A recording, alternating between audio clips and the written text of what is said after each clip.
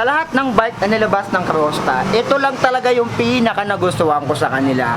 So marami na tayo na bike check na mga bikes nila, pero this time may nilabas sila. Isang sobrang nagustuhan ko talaga. Ito, si Carosta F004. Bakit? Dahil ito ay all around. Pwede mo siyang gawing hybrid, MTB, or gravel. So yan mga alien, si Carosta FM004. Aalamin natin kung ano yung mga pyesa nilagay sa kanya and kung magkano siya. So yung presyo nito, kung napanood nyo yung mga recent na vlogs ko about sa mga Carosta na MTB 1x12, 1x13 speed, ito ay mas mura doon, no? Bago nga pala tayo magsimula, meron ako nga second channel, ayan, si Itsubi.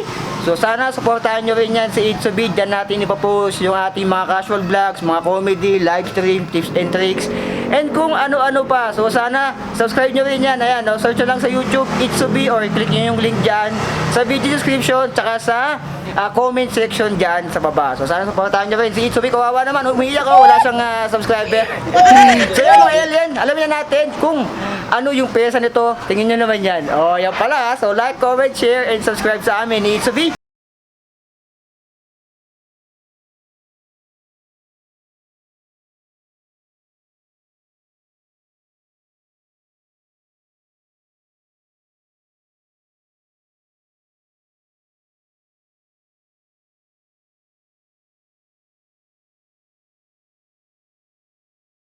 All around bike ni Carosta. Tignan nyo naman yan.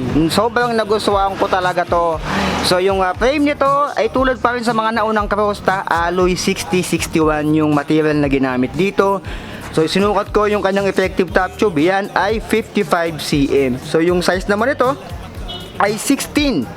Sa MTB na size 16. Ayan. So yung kanyang cable routing, malinis na rin tignan sa left side. And right side ng kanyang down tube, nandito yung kanyang mga kable. Itong nasa kaliwa, ito yung kanyang disc brake cable papunta sa likod. Sa kanan naman, ito yung kanyang RD cable. So yung head tube ay tapered na rin. And nandito pa rin yung hindi natin maintindihan. Hanggang ngayon ay questionable pa rin sa akin. Kung rhino ba yan, sa lago bang o alien niya. So comment down below kung ano talaga yan. So yung top tube dito, yung mga design niya ay ito lang. May 34 na nakalagay dito. Wala na yung warning, nabawalan tanga. Mag-helmet ka kahit tulog ka. Pagising mo, ride out ka na lang. Yung kulay sa baba, ito ay Carosta. Hindi siya yung parang sticker lang nilagay. Yung kanyang kulay ay gray na may black, na may pula. So halo-halo siya sa mga right side na kanyang top tube. Pero cool. Yung kinis naman, makinis na rin. Mas makinis pa sa mga pagmumukha natin. Dito makinis din. Lagayan natin ang ulap mo ng beer. Meron sa kanyang down tube isa. Sa kanyang seat tube, wala. So yung nakalagay dito, 700C wheel size, alloy. So ito ay size 16 sa size ng MTB. Stand over height naman ay 680mm nung sinukat ko yan kanina. So yung FD wala. Kung pwede bang maglagay ay hindi pwede dahil wala siyang slot doon para sa kanyang FD. Dito, wala siya dyan. Wala rin siyang pang top pull na butas dito, pang side swing, wala rin. So yung frame ni Carosta F004 ay 1x specific lang talaga siya. So usong-uso naman ang mga 1x ngayon. Sa crankset naman ito, 34 teeth CNC, naka-indicate na dyan. Donglu yung ginamit dito and BCD ay 104 and 170mm Carosta na rin to. Ayan, 34 teeth. Yung chain, ito, okay na rin yung chain na ginamit ay PYC. So yung PYC ay okay na rin yan. Madami tayong na bike check ng mga MTB na mga naka PYC. So sa kanyang chainstay, nandito yung 700C Pro. Cable routing ng kanyang RD nandito din. And dito naman sa kanyang seat stay, yung F004. Ito yata yung model niya. Yung RD naman na ginamit ay L2AX. So 12 speed yan. Meron ding L2AX na 13 speed. So yung karamiting nakalagay dito ay 12 speed lang siya. Pero madami na yan. Yung bracket naman ito ay cassette na rin. 1, 2, 3, 4, 5, 6, 7, 8, 9, 10, 11, 12. So 12 speed, 11, 50 teeth. Yung nilagay dito, yung usual naman niya na 12 speed na mga nakikita natin. And sunshine. Ayan, kitang kita yung sunshine doon na name nung kanyang sprocket. Yung hubs naman ito ay alloy and seal bearing na rin. Yun nga lang, wala siyang tatak kung anong brand dyan. Alien, kung tawagin. Spokes, bilangan natin 4, 8, 12, 16, 20, 24, 28, 32. Stainless steel na rin to.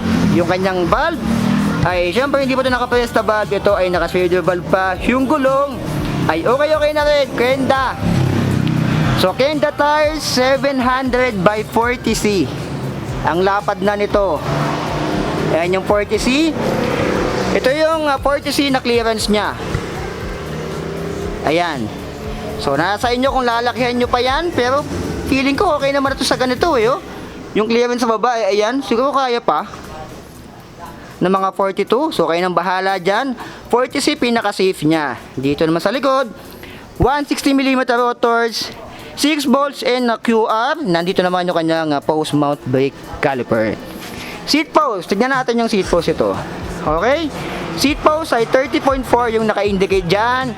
350mm Crosta and alloy na rin yung material.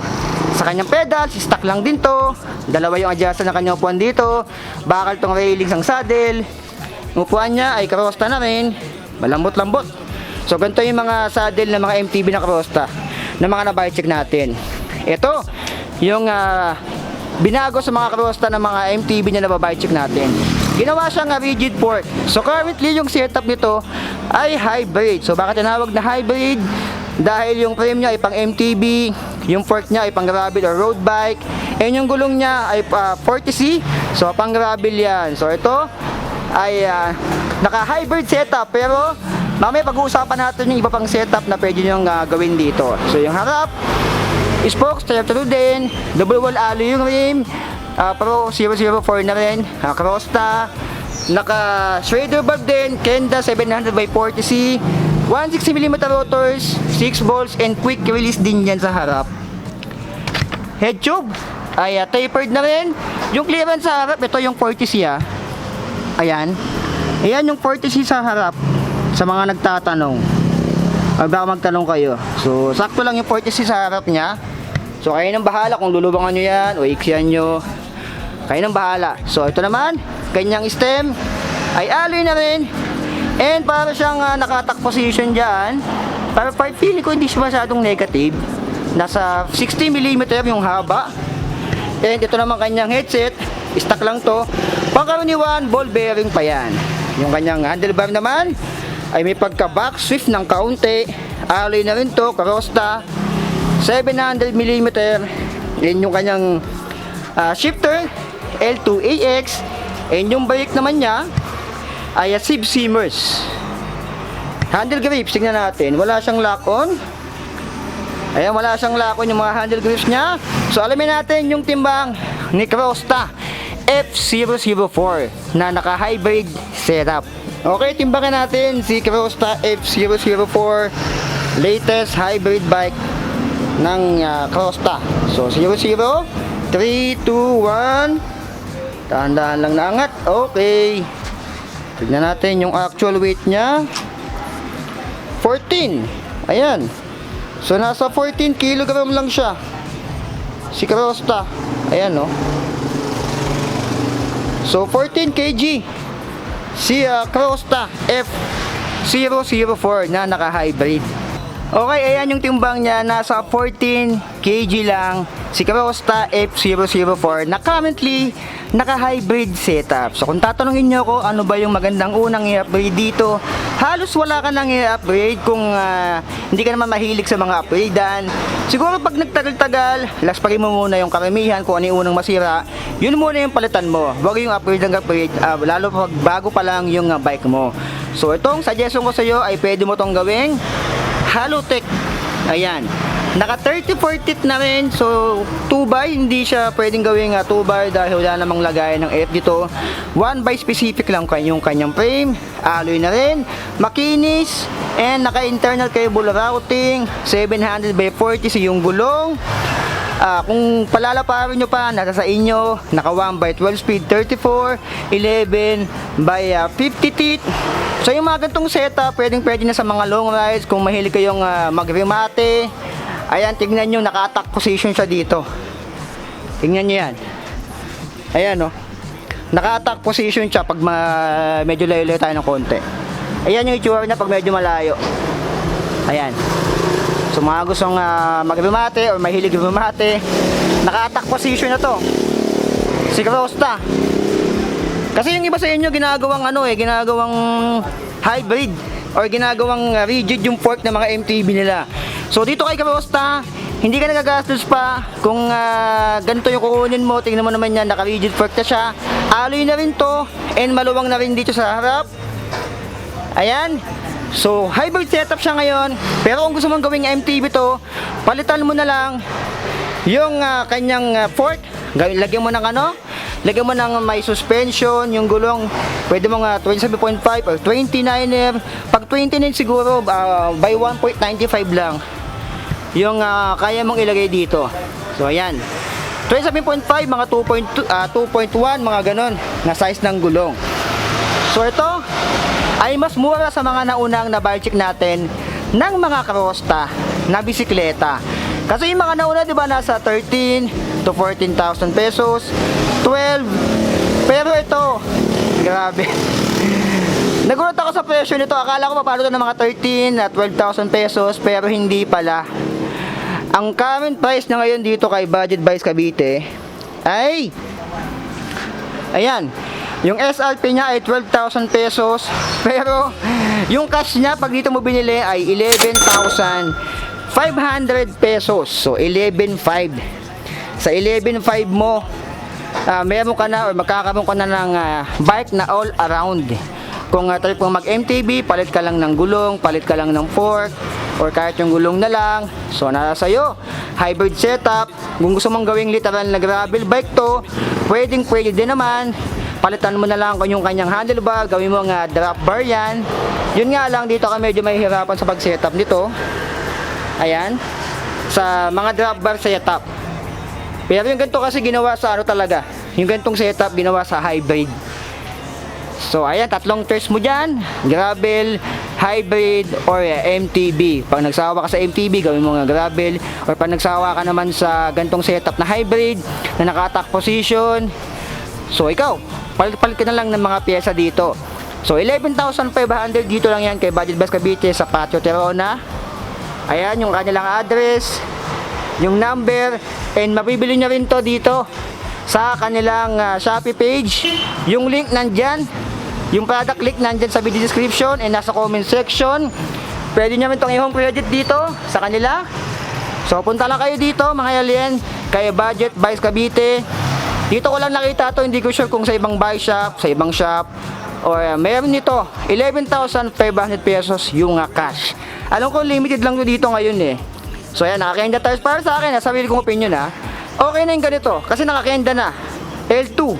Kasi diba yung iba na babajik natin, mga naka-smatch, mga naka-RX, smatch, yung mga 12 speed na mga MTB. Pero ito L2. So yung L2 kasi kilala na rin sa bike market ng Pilipinas yan. So, swak na rin yan. Yung hybrid naman ito, yung hydraulic naman ito, sobrang tagal na rin ito. Nung pandemic ko pa nakikita to. Simmers ay makapit na rin. Gawin mong MT200 kung gusto mo ng mas kilalang brand, pero laspagin mo muna lahat ng mga papalit mong pyesa dito. I suggest laspagin mo muna lahat, no? So wala tayong natambakan sa kanya. Alloy and seal bearing na rin yung kanyang hubs. Yun nga lang, wala siyang brand. So para sa akin, sa 11.5 okay na to. Ang angas na ng bike mo, naka-attack position siya dyan. So kung gusto mo ng medyo hindi attack position, palitan mo na lang to, habaan mo na lang yung kanyang stem. Ayan, si Crosta F004. So anong masabi mo dito? Sa bisikleta na to, ito talaga yung pinaka nagustuhan ko sa lahat ng bike na nilabas ng Crosta. Mula nung unang panahon ng dinosaur hanggang ngayon at August 2023. So ano masabi mo? Okay na ba sa iyo yung ganyang setup? 1/12 speed, halos lahat ay alloy, naka-attack position. Ayan, para sa mga nag-remate, ito talaga yung bike na para sa iyo. Siguro long ride, pwede rin to. Pwede ka mang iwan dito sa patag. Iiwanan mo yung mga tropa mo sa patag dito pag ito yung ginamit mo. So ayan mga alien, si Crosta F004. Anong sabi mo dito? Comment down below. So wag kalimutan mag-subscribe sa amin ni Itsubi Nandyan lang yung link sa video description. Ipat ko lang yung mic. Lag. Ayan. Nalipat ko na yung mic. Ayan na. So, like, comment, share sa amin ni Itsubi. So, sana supportahan nyo rin yan. Diyan natin ipapost yung ating mga casual vlogs, mga comedy skits, mga live stream tips and tricks, and kung ano-ano pa. So, soon magpo-post na tayo dyan. So, sana supportahan nyo rin yan tulad sa pagsuporta nyo sa Alien at Itsubi. So, sa mga solid supporter ko dyan, kung di ka pa nakasubscribe, subscribe mo na rin. Kaming dalawa. Maraming salamat. So be it. I love you all. Signing out. Kita-kits tayo sa daan, mga alien.